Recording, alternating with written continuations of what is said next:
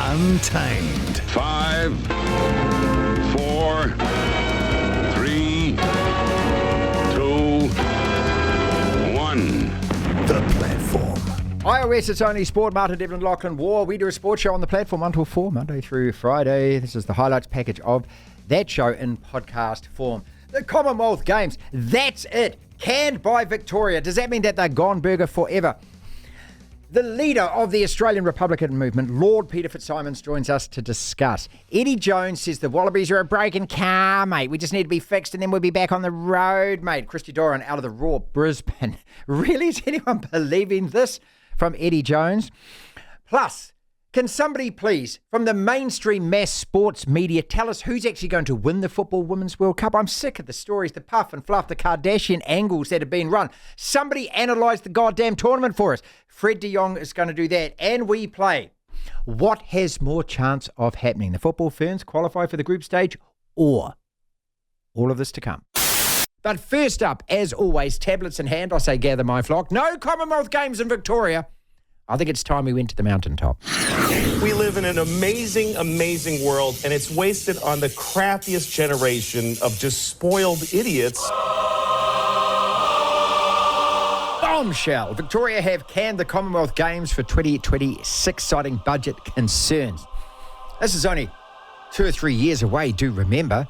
So to announce it at this late stage, what does it mean for the very future of the event? Premier Daniel Andrews announced the decision late this morning New Zealand time, describing it as, I quote, not a difficult decision. I've made a lot of difficult calls in this job, he says, and this is not one of them. We simply are not going to invest the money. Cost blowouts have ballooned to an estimated 6 to 7 billion Australian dollars. And the Premier says, and I quote again, that's well and truly too much for a 12-day sporting event. I think all Victorians would agree that more than 6 billion is just too much. The future of the Commonwealth Games must now be in serious doubt because, let's remember that when Birmingham hosted, there were no other volunteers at the time.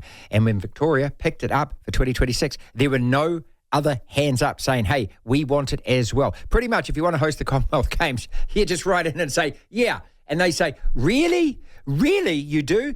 You can have it. Let's not forget that this is the hardest sell in world sport, finding anyone who's going to commit to it, because it's just not box office. Prior to Birmingham last year, Glasgow had it 2014, Delhi in 2010. Only months ago, our Sports Minister Grant Robertson floated the idea of us rehosting the Games, strategically announced at a time when his government were failing in the polls. And I remember saying back then, I thought it was a sad attempt at trying to drum up some sort of national patriotism to hide everything else that is going wrong with the country and what we should actually be spending our precious tax money on. We are in the same position as Victoria. We just simply can't afford it. And that's the big problem with the Commonwealth Games. That's the big problem that it's always faced and it's going to continue to face. And that's, of course, if it does even have a future from this point on. No one wants it because of the excessive investment costs into building infrastructure to be able to host. Yeah, it just can't be justified. The New Zealand proposal, if it even was that, talked about new stadia, cycle tracks, swimming centres, roads, bridges, accommodation, you name it. I mean, just start thinking of those costs in your head. That's why 6 to 7 billion. It's not pie in the sky figures that the Premier for Victoria is quoting. For a couple of weeks' worth of flag waving and anthem singing, look, at the time, like last year, it does provide a really good feel-good factor. Who doesn't love seeing Kiwis overachieve on a sporting stage? We all feel so much better about our country and vicariously ourselves. But clearly, several $billions worth of cash is just several billion too much. It's a great event. It means well. It is brilliant to watch. But ultimately, it's handicapped by just one thing, money. No one wants to pay what it costs. Devlin. What do you want? We want information. Information. You won't get it. The Platform. 1:12 time, 0800 debate is our number if you want to call the program at any time. Otherwise, sit back, relax. 1:13 time, Lachlan, news headlines. Well, you've pretty much just run through my main story, being the Commonwealth Games, but I will still bring it up by saying that the future of the next edition of the Commonwealth Games looks very... So are they just going to get rid of the 2026 Games? Or Well, I mean, what's next? Well, this is it. This is where the story goes, is it not? Because, again, and I'll talk about this with Lord Peter in a second, they were asked to host. They were asked by the Commonwealth Games Association, whatever they're called, because nobody wanted it. Yeah. And remember that Birmingham got it because why? Is it, somewhere in South Africa didn't want it. Durban gave it up because of the same reason that Victoria's giving it up. Too much money. Too much money. So the future of the Commonwealth Games, not just the 2026 edition, but probably the whole thing in general, looks very uncertain. This, of course, after Victoria withdrew from hosting the 2026 event today. Victorian Premier Daniel Andrews made the announcement saying the forecast cost had gone well over the expected figure. He also said that it wasn't actually too hard a decision to make. What does that tell you? Right, cricket news: Test series against South Africa and Australia for the Black Caps, and white ball series against Pakistan and England for the White Ferns highlight the 2023-24 home international cricket schedule, which has been released today. Just yesterday, we were complaining that we never play Australia and South Africa, And guess now what? we are. Yes! Ask and you shall receive. To the Ashes, England have made one change to their team for the full test against Australia with fast bowler Jimmy Anderson. Jimmy Anderson. Replacing Ollie Robinson in the side that won at Headingley. Paralympics? Para-World Champs? It's the World Champs, isn't it? It's not the Olympics. Para-World Champs news. Sprinter Mitch Joint, great name, Joynt, Joint, has rounded out New Zealand's Para-Athletics World Championships campaign with a bronze medal in the men's 200 metres T64 final in the final session in Paris. Hockey New Zealand has pulled the women's Black Sticks out of the next edition of the Hockey Pro League, citing hefty costs and the volume of travel. Not a good day to be paying bills, is it? Despite qualifying for the 5th season of the elite international competition, Hockey New Zealand reached agreement with the International Hockey Federation to withdraw and prioritise next year's Paris Olympics. Okay, fair enough, I guess. Not a huge amount else going on, though I did come across an article that has annoyed me a little bit because I think it's just simply inaccurate. We're going on about we don't like the coverage of the FIFA Women's World Cup. There needs to be more game-specific, team-specific stuff, less what's your favourite type of sausage, or, I would have chosen something other than that. Okay, is it lamb and mint, or, do you like the Hella style? Do you like your that wasn't the right one to bring up.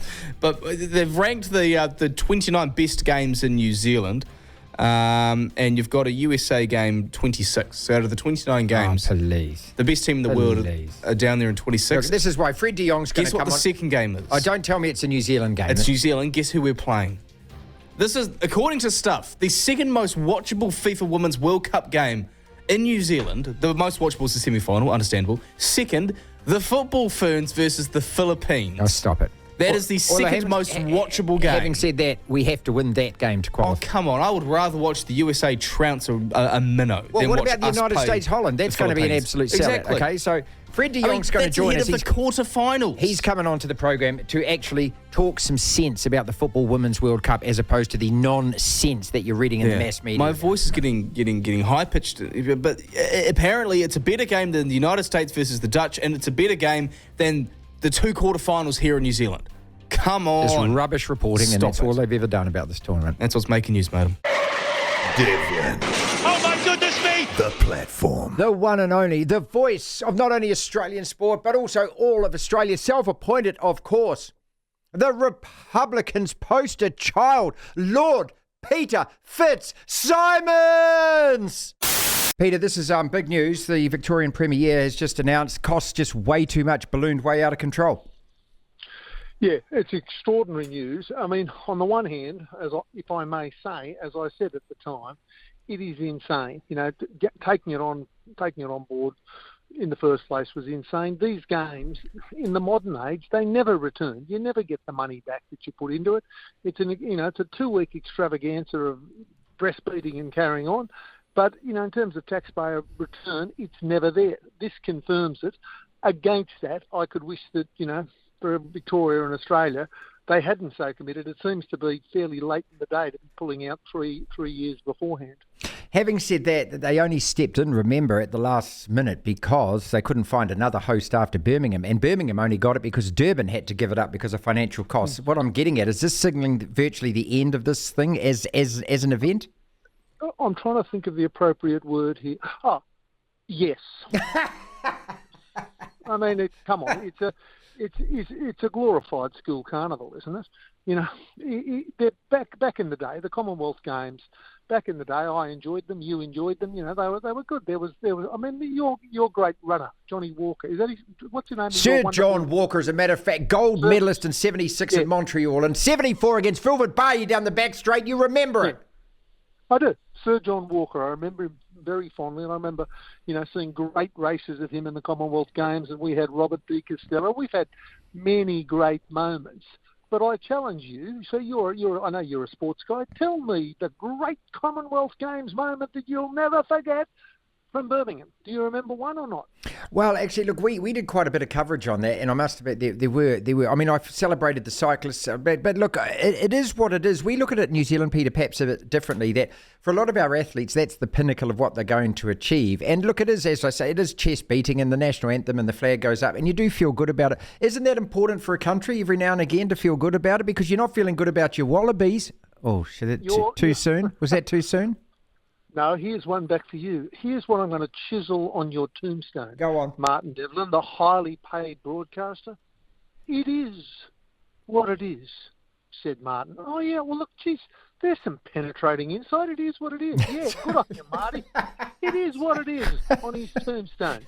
Anyway, it is, but you say that. So you say, look, you know, isn't it good for a country to feel good about itself? Well, yes. You know, but that's New Zealand and Australia, and we probably get, you know, I'm guessing 150 gold medals between us. Yeah. And I don't know what it does for the Cook Islands on that ground, you know, and it's the other truth that dare not speak its name is the Commonwealth Games, pretty much the second last burst of empire that goes with monarchies, you know, around the last of the empire. But, you know, we're in the third decade of the 21st century, and you know, I mean, it's another Commonwealth Games used to be the Empire Games. I think it changed maybe in the late 50s, early 60s. But, you know, it's the Empire Games. It's the old boys club, old boys and old girls club from the British Empire. And, you know, third decade of 21st century, it's like having, I mean, next thing you'll tell me, Marty, you'll have New Zealand and Australia having a system where the firstborn of a royal family, of an aristocratic family in England, gets to be our head of state. Where is it going to end, Martin? To hear the full interview, download the platform at the App Store. Via Platform Plus, you can go back and listen to the whole show and all of the interviews in full. Let's talk about the Commonwealth Games, because I am the Minister of Common Sense. Next! And because I'm the Minister of Common Sense, I can actually rubber stamp a decision to have or not to have the next Commonwealth Games. Next! That's how we do it in New Zealand. We need to talk about the Commonwealth Games. We need to talk. Lachlan, before we start talking about the Wallabies and the hapless state that Australian rugby is in at the moment, despite Eddie Jones' best protestations, and Eddie Jones overnight saying that the Wallabies are just like a broken car, mate. We're just going to fix it, mate. Who hosts this event next now that Victoria have pulled out, or does it get mothballed for 4 years after that? Well, if Victoria were handed it and begged, no, take it. Like, no, we're all good. We don't want to host it. No, Victoria, please have it. Please have it. Can you please? We need you to take this. Somebody's got to host it, please. Oh, okay. Well, how much is it going to cost? Oh, just a couple of bills. Maybe 6 or 7. What? 6 or 7? Well, if no one wanted it, or there was no runner-up, in a sense, to... Who was the one that lost it, sorry? Because Victoria got it, given it. Who? Well, no one. There were no other bidders. So no, that's it. That's it. Okay. Normally in these processes, when it comes to hosting the Football World Cup, the Rugby World Cup, the Olympic Games, there is a plethora of countries that put their hand up that, well, like Qatar, leave huge big oil wells in the corner of FIFA delegates' hotel rooms. Everyone wants these tournaments because they're just a big cash cow. No one bid for the 2026 Commonwealth Games. There was just, no one bid. I mean, there was a host of other countries and cities, India, a couple of Malaysian cities, some were in Canada, Sri Lanka, a number of Australian places, Malaysia again. So there's Liverpool, apparently. There was a number of cities that didn't try to bid, but had floated the possibility the same way that we'd floated the possibility of 2034 a few months back. So if no one else wants it, I don't know. Do you just give it to Birmingham and say, can you guys do it again and we'll halve the cost? I mean... Because they've got the facilities. What other alternatives are there? And this comes back to the text Gold before Coast? Who said, a Gold Coast, I think they put a bid in for the Olympics, haven't they, in 2030... No, Brisbane are hosting in 2032. 2032. Okay, so, this is what it comes down to. And, Texter said before, okay, put it in one place and have it there repeatedly. If you're going to have a Commonwealth Games, have it in England or have it in the UK somewhere or rotate it around the UK and just leave it there and stop the silliness where you're asking a country to spend billions and billions of dollars that in the end no one ever has. Next! Is this in fact on its last legs, and can you see a time in the immediate future when there is no more Commonwealth Games? I think with a little bit of initiative, it won't be on its last legs. As you say, whether you give it to a city to host it 3 times over a 12-year period or something like that, that could be an option. Maybe you change up. Oh, they've already done this, so they've changed up the sports, and the host can choose where it is. And do remember that what they're trying to do is now create a model where one city like Birmingham doesn't host it, because Birmingham didn't actually host everything, right? Normally, I mean, in the past, in the Commonwealth Games, everything happened in that city. Now, it went down as far as London, it went up as far as the Scottish border, I think, in terms of different things. And so they're saying, okay. And this is what Dick Taylor said on the news as well earlier. He said, okay, well, have it all over New Zealand. Have some in Wellington, some in Dunedin, some in Christchurch. The problem with that is that as soon as you divide it, it loses its impetus, it loses its momentum, and it just becomes bit-part sports events taking place all over the shop. Oh, yeah. Yes. I mean, I've been to these things. I know the feeling that happens when you have it in one place. Wouldn't it be just similar to what the Rugby World Cup was like here in New Zealand? When you had certain teams based in... Like the All Blacks obviously played 2 of their 4 pool games in Auckland. I think that's different, Like Lachlan, because it takes place over 6, 7 or 8 weeks. This is 12 days, mate. It's easy to get it lost from place to place. All right, another question then. How can it possibly survive? I don't know. I really don't know. I don't know. Is there at least from a hosting perspective, to keep countries and cities enticed to host it, you'd find a way to just trim the costs. But then when if it was here, or let's say it stayed in Victoria, do cities, this is a genuine question, do cities get amongst it? Do cities enjoy it? Every time I've been to one of these things, yes. Okay. Look, and so if the fandom's there...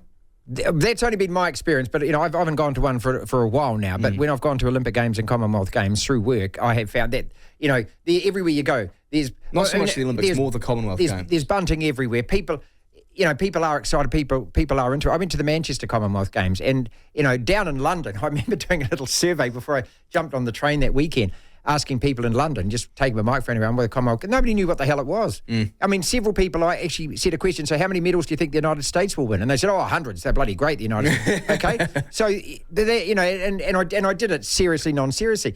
But in Manchester itself, the whole place was... Yeah. Because you couldn't get away from it. That's what I mean about having it in one place. But... you've got to have an organisation overriding, i.e. like the IOC or FIFA or something, who's just got buckets of wedge, mate, and they can sell it for buckets. And so, you're not struggling going, okay, are we going to pay bills at the end of it? Are we going to be left with a white elephant at the end of it? Are we going to have all this stuff in the end that we're not going to use anymore? Yeah, that's the thing. The costs are clearly just too steep, so they need to find a way to trim that. And then whether the host cities just get a huge financial aid from, whether it's who organises it, the IOC?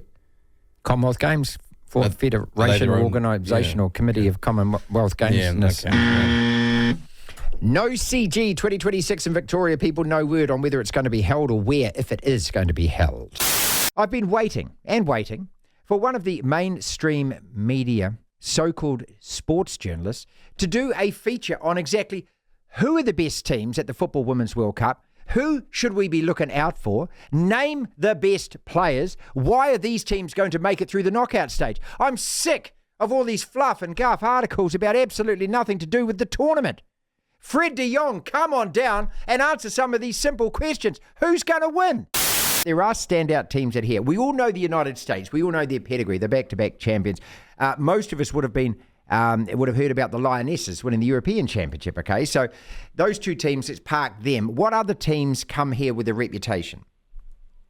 For me, Germany. I think Germany will win it. They were runner-up against England in the Euros. I thought they were unlucky. Their best player, Alexandra Popp, was injured, their striker. I think if she'd been playing, because she had had a good tournament up till that point, I don't think England would have won that game, and I think Germany would have won the title, would have won the Euros a couple of years ago. So I think Germany certainly will go deep into the tournament. Spain, two of the best midfielders in the game, in Bonmati and Putalis, and so they'll be strong, especially in the middle of the park. They're ranked 6th in the world, so they have the FIFA ranking to back up what they've done. France are always decent at this level, so expect them to be very good. Although they have had issues around their coach and around as a number of other teams have had. I think they've probably used the tournament to highlight a few of the problems that have been plaguing some of the countries, and so obviously coming into a World Cup's a good time to raise those issues and get some traction on them. But France will be good, and I think the other one is Sweden. I think Sweden, always strong at this level, have sort of flown under the radar, haven't had the injuries that some of the other teams have had, and I think so. If you're looking for teams to actually win the tournament, I think you're looking at that group there. Okay, so, normally at a men's World Cup, we pick a couple of South American sides, don't we, obviously, and then, of course, the European sides. They're the only ones that realistically can win it. So is what you're saying is it's pretty similar in terms of the women's football. You take the United States out there, the other teams you've mentioned, they're all European sides. Yeah, I think so. I think, if you're looking for an upset, Australia, they've got some good players. Sam Kerr, great striker, probably the best in the world, or pretty close to it. And they've got obviously home advantage they'll have right through the tournament. I think the depth in that squad may be a step too far, but as an outside chance, yes, Brazil with Mata, her last World Cup, probably a little bit too old, but there'll be a lot of sentimental value for Brazil, similar to Argentina with Lionel Messi, to go out, try and send Mata out on a real high. I think, and the other one is Canada, but I think Canada probably hit their peak 4 years ago and are on a bit of a downward slide at the moment. Those probably, if you're looking for an outside bet, you could look at those. And the Dutch, of course. The Dutch are always good. Always good at World Cups. Unfortunately, can never win them, though. That's the only problem with the Dutch. So, exactly. Yeah, it's only been decades of misery of life. Well, I mean, I don't want to go back to 74. Your poor father was in. He never got over it, did he? I mean, so... Yeah, right. We know, none of us did. None of us, no. How good are the United States? They're bringing a couple of their veteran players, obviously. This is a team that's gone back-to-back. Have they been able to rebuild that side? Because you can't have the same players over a period of 12, 8 years or whatever. So, what are their strengths? Yeah, I think, I think their coach, the attitude of the coach has been very good, Vlatko Antonovsky, because he took over from Jill Ellis. They'd done back-to-back World Cup winners. And so, he had a tough ask there and didn't get off to a great start. Lost a couple of games, so there were question marks early in his tenure. But his approach has been very different. Liz Ellis was very much probably back to senior players more and kept those players together for a long time. And I think Antonovsky's had to come in and he's had to refresh the squad. And he's done that. So you've got players like Sophia Smith from Portland, who's very, very good. Trinity Rodman, another one, very good down the right flank. But the guts of the side, up front, or in the midfield, you're going to look at Rose Lavelle, who we saw out here playing New Zealand. She technically one of the best players and has that, the vision and the spark to do things out of the ordinary. And up front, you've got Alex Morgan, who bangs in goals. So, the US will be tough to beat. Can they go all the way? I think they'll definitely make the semis. But I think, for me, I'm putting my money on Germany. All right, we play Norway to kick it off with. We've got the Philippines and we've got Switzerland. And so roughly 4 points is needed. You've got to get a win, you've got to get a draw, and then, that pretty much will get you that sort of second spot in the group. How tough are Norway as an opening opponent? Very hard. Very hard. Right. You're one of the best strikers in the game, Ada Heigelberg, plays for Olympique Lyonnais. Top player. Caroline Hansen, plays for Barcelona, best team in Europe. So they have a smattering of very, very good players. So I would say the expectation for me would be we saw New Zealand play Vietnam the other night and dominate the game and have multiple chances to score. I would say the roles will be reversed for this coming game. I think Norway will dominate the game, dominate possession, will create chances, and I think New Zealand will have the odd opportunity to break out of their defensive area. If they can put Norway under pressure early with the crowd behind them, maybe that's our best opportunity to sneak a goal and get a lead and make Norway very nervous. They'll be very nervous about the opening game. But if we allow Norway to dominate possession and play with the ball too much, then I think it'll be a long evening. What has more chance of happening? And that texter who's... Santa's pig! Yes, it deserves a sexist pig, that. Santa's pig! Get your nanas out. Santa's pig! There you go. That's what I was waiting for somebody to say that, Lachlan. Oh. What has more chance of happening, Lachlan? I'm going to present a scenario to you, and you're going to tell me what has more chance of happening. The football ferns emerge from the group stage of the Women's World Cup, or England win the Ashes 3-2. What's more likely? Mm-hmm. Ooh. What's more chance of happening? Football fans make it out of their group. I actually would say that. England, no chance of coming back? No. Come on, man. They're not winning. They're not winning the series. I'll ask you that question again after the Old Trafford test. What is more chance of happening? The football ferns emerge from the group stage of the Women's Football World Cup, or Ryan Fox wins the British Open? Well, it's got to be Foxy, mate. Yeah. He top 15 at the Scottish. He's getting closer and closer. I think so. But this... I hate predicting golf tournaments, though, because there's so many blooming players. You never know what's going to happen. But he's just got to do what Michael Campbell did. Cursed. Anyone that I bet on or anyone that I follow, they always have a bad tournament. He's just got to find the form that he can produce and do it for those 4 days. It's going to happen at some... We've seen him win tournaments before. Well, you think him winning a major is going to happen at some time? I think so. I hope so. I think he's got the game to be able to do it. But what's got more chance of happening? Ferns or him? Him. What is more chance of happening, Lachlan? The football ferns emerge from the group stage of the Women's World Cup, or the Wallabies beat the All Blacks next weekend in Melbourne? Oh, Wallabies beating the All Blacks.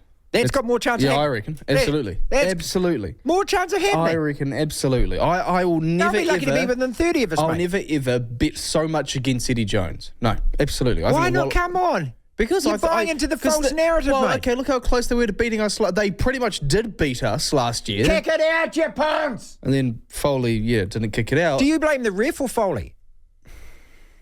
You've got to blame Foley. He had the ball in his hands, mate. But and kick it out, the guy was saying. By the law, what he did was kicks wrong. The ball out. Kicks the ball out. Bernard kicks the ball out. Well, he didn't give him that much. He gave him 10 warnings, mate. Go back and listen to the tape.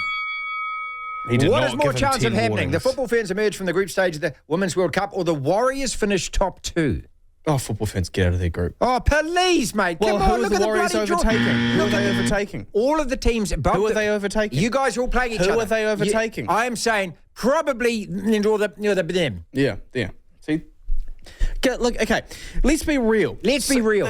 Because I got really annoyed on Twitter yesterday. There's so many Warriors fans posting about, look at our run and we're going to go 6-0 or some BS like that. Do you honestly have total confidence in the Warriors to be able to win 6 games in a row? About 2 or 3 of those teams are also still in the hunt for a final spot. Do you honestly think you're going to win 6 in a row? I'm asking the questions here, Lachlan. So that's what is a no. more chance of happening? The football ferns emerge from the group stage of the Women's World Cup, or we host the Commonwealth Games in 2034? I think the Commonwealth Games. Oh, just the football fans. There's no chance we're hosting the Commonwealth Games, mate. It'll cost them $10 billion by that time. Yes. But I could see this country doing something dumb like that. Come on. Yeah. Really? Yes. Do you think the football fans would get out of the group? Should I do the Simon Barnett? Really? I got to disagree with you on that. Final one. What is more chance of happening, Lachlan? The football ferns emerge from the group stage of the Women's World Cup, or the New Zealand under-20 men's rugby team get a street parade for coming 7th at their World Cup? Come on, you ferns. Get out of the group stage. Yeah, I'd love to say for comedy's sake the second one, but no, I think the football ferns. I actually think they've got a chance. They'll lose the first game, but if they can get a draw and a win, then what? That should be enough to put them through. Should be enough to put them through. Watch out, you All Blacks. The Wallabies are just a broken car. All we got to do is fix it. Who says that? Eddie Jones says that. Of course Eddie Jones says that. Is Rugby Australia happy with Eddie Jones? How much patience do they have? How much patience do the Australian rugby public have? Christy Doran joins us. Breaking it down with those two games, you played South Africa, you played Argentina. What essentially has been, one was a bit of a hiding, that one was a bit of a tragedy on the weekend, but what has essentially been the difference between the two teams? Why aren't you up to speed? I think in the first game, the Wallabies, very tough to go over to the high veld, Pretoria, a place where Australia hasn't won, but historically very difficult to win in that region of South Africa. They were always up against it there. I don't think the selection was quite right, missing a few players, and the Wallabies depth, if you take out 5 or 6 key players, all of a sudden you're just not, the quality's not there, the skill's not there, and there was a couple of guys that were on debut. I think 4 of them that made their debut. That's a lot of players when they're all under the age of 23 making that pulling on the Wallabies jersey for the first time. It was an improvement against Argentina, and the disappointing thing is that good sides manage to win when you're not always perfect. And at the moment, the Wallabies aren't a good side, and they had it and they lost it. And that's the thing that they're going to have to work in the next couple of weeks, is that mindset about not just being able to play good rugby for 20 minutes, but being able to play good rugby for 30 to 40 minutes. Have you got the cattle? If you select a 15 and an 8 on the bench, have you got the players to be able to win games like against the All Blacks or have a run at the World Cup?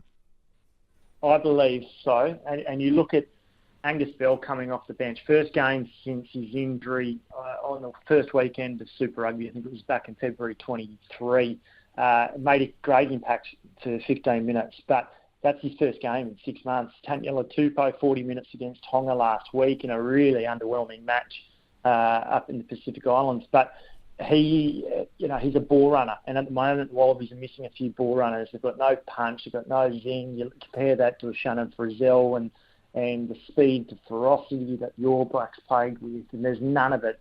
There hasn't been any of it with the Wallabies. But you bring a couple of those guys back, and they're coming back, and hopefully they stay fit from an Australian perspective, and yes, there is the talent there.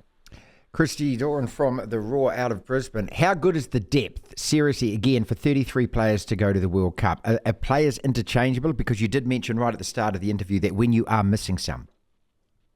Well, apparently, fortunately, there hasn't been too many injuries in the first couple of weeks. Lanikatau is one, and he's a quality outside centre, but fortunately, he should be back at the early stages of the World Cup.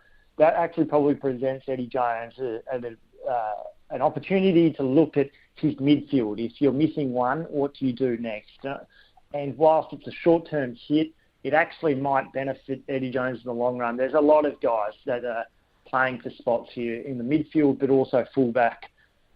Tom Wright seemingly isn't the answer. There's been too many mistakes, and we could look at what he did against the Chiefs in the Super Rugby semi-final, a couple of key mistakes in the second half, and similarly against Argentina on the weekend. Mistakes that guys like Matt Burke or Will Jordan on the weekend for the All Blacks, you're just not doing it at an international perspective, and unfortunately there's too many in his game. I think you might see an Andrew Kellaway or someone like that come in. But the Wallabies, I think they do have enough talent. They've just got to stay healthy, got to get fit. Guys like Samu Karevi, Quade Cooper coming back recently from long-term injuries. And you can just see that they're not right there at the moment. But the World Cup's not won in July, is it? The World Cup's won in the last days of October. Christy, also, when it comes to Eddie Jones, look, the human headline, we love him in World Rugby. World Rugby is so sanitised and homogenised. We want characters. I mean, you look at what's happening with the Ashes at the moment, the storylines, the heroes, the villain, the narrative. It's perfect for somebody like you and me who work in sport. But that aside, the guy's still got to produce results. How much rope has he got from Rugby Australia and also Australian rugby fans? Well, I think you've got to compare that to Rugby Australia, to the Australian fan base. They will not give him nearly as much. We all know how it ended in 2005. We know how it ended with the Reds in 2007, and we know most recently how it ended with England. And whilst he had a supremely good winning record. I think 73%. His last 2 years were more around the 50% mark. So the Australian rugby fan base won't give him as much, but I think Rugby Australia understand they're probably going to give him a bit more. But still, the minimum here for the Wallabies, and you look at that World Cup draw and how generous it is for Australia, but the semi-final is what they'll be targeting. If it wasn't to go and they were to be knocked out of the quarter-final, you wouldn't see him be shafted. It's whether or not he would feel like he has the ability to turn this Wallaby side around. But there won't be anything. They won't act prematurely because of what you've just spoken about. The pedigree that he brings, the rich understanding of rugby, having turned around sides before, but also his ability to generate stories, ideas, conversations. That's everything that Hamish McLennan wants, the Rugby Australia chairman. So I think semi-final is still very much what the Wallabies will be targeting despite their slow start. To hear the full interview, download the platform at the App Store. Via Platform Plus, you can go back and listen to the whole show and all of the interviews in full. Cricket in Texas. I mean, sorry, what? Cricket in Texas. Grand Prairie Stadium, Texas. T20 in Texas. You're kidding me, right? No. Danny Morrison, former Black Cap. He's there commentating. I turned on the telly on Saturday, mate, and there's Guppy running around, there's Conway running around. I see you in the commentary box, and then we've got to talk about Finn Allen, obviously. I mean, because that's just a comedy show eventually. But what the hell are you doing cricket in Texas, mate? Did you ever think this was possible? Yeah, we did, because funnily enough, Marty, they've talked about it for some time. The Caribbean Premier League's been going for 10 years, and so you appreciate Lauderhill, where I think New Zealand cricket were involved a little bit as well. Back in the day, one of the first games, I think the Black Caps played there way back in 2004 or something. They've talked about it for some time, Marty, but there's always been loggerheads with sort of the governing body and this and that, and eventually you'd sort of have to get it backed by Indian expatriates that have been there a long time in business, have the money to help back it and put it all together. So there's been a bit of fractions in fighting, as you can appreciate. And so to get it off the ground has taken a bit. But I'm glad it's here and it's happening now. Brilliant.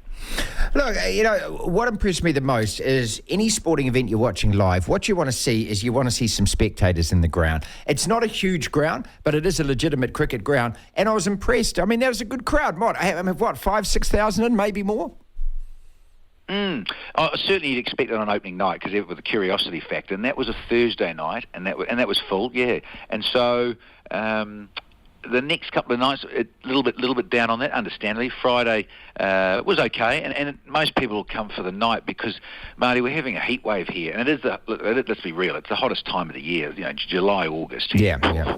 Crazy. But it is a window. That's the other thing you're fighting against with the franchise circuit stuff going on, and this is, of course, one of the new kids on the block. You've got to just find a window, and this is basically really it. Something sensible and serious that other international guys could get to.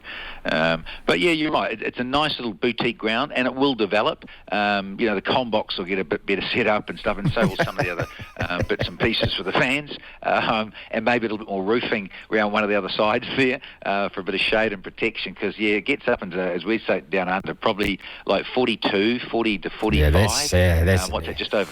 Yeah, impressive heat. 105 Fahrenheit. Yeah. Madness. You got 6 teams playing. You're off to North Carolina shortly, so I just presume that it's a round robin tournament, and then we have some playoffs at the end of it, and all gets packaged up into about 2 or 3 weeks. Yeah, correct. We finish here on Tuesday night for us, and then Wednesday fly up to North Carolina and be up there. I think there's sort of 4, 5, 6 days there, and then come back on the 26th, 27th to play again, and have, you're quite right, back here in Dallas for the playoffs to knock that over. Okay, so you say it's an expat Indian community there. So are they the guys behind it, are they? I mean, like, what kind of cricket infrastructure is there actually in the United States? There is a minor league, and the young guy, Nickel, Nicola Amdonchani he commentates here. He's a Bayesian, but of obviously Indian origin, and he's fascinating to have here and chat to because there is a minor league that goes on in the US in Los Angeles. He's worked there, commentating there for radio and what have you, and then there's a little bit obviously on the Eastern Boardwalk, of course. But in terms of the popularity here, there really is a real sort of subculture here, if you like, that does play a lot of it. And the Indian-based scenario, and I can tell listeners, Marty, is that there's 6 franchises. 2 of them are owned by Victorian Cricket Association, so out of Melbourne, and the other one out of Sydney, the New South Wales Cricket Association, has an involvement. So you've got Shane Watson at the San Francisco Unicorns, and of course that's, I think, pretty much with New South Wales, and coaching Greg Shepherd's over here with the other franchise, which is the Washington Freedom. And I think Steve Smith, the Aussie superstar, he's like a mentor and has an involvement. So he may play in it next year. There's whispers of that. And then the other 4 of the 6 are owned, as you can imagine, the Texas Super Kings. That's part of the Chennai Super Kings franchise set up globally, who have a side, obviously, in the SA T20 and the Los Angeles the Los Angeles Knight Riders. So the Knight Riders, that's all part of that Kolkata Knight Riders scenario where you've got the TKR in the Caribbean Premier League and also in South Africa. So 4 of them owned by those powerful IPL franchises, and a couple with the interest from the Aussies. So it has got legs and it's got good backing. By all chances, it really should be here to stay, and just needs to get some more, like everything, I suppose, in sport, Marty. You've got to put some more cash into it to leverage it better. Just a bit better infrastructure, I think, for grounds, and then it should hopefully fly a bit. That's our podcast for today. Thank you so much for listening. If you want to listen to the entire show, 1 till 4, Monday to Friday, download the Platform app, and via Platform Plus you can go back and listen to whatever shows over however many weeks at your leisure, at your listening pleasure. Platform Plus. First thing to do though is download the Platform app. Devlin. Unbelievable! Incredible! The Platform.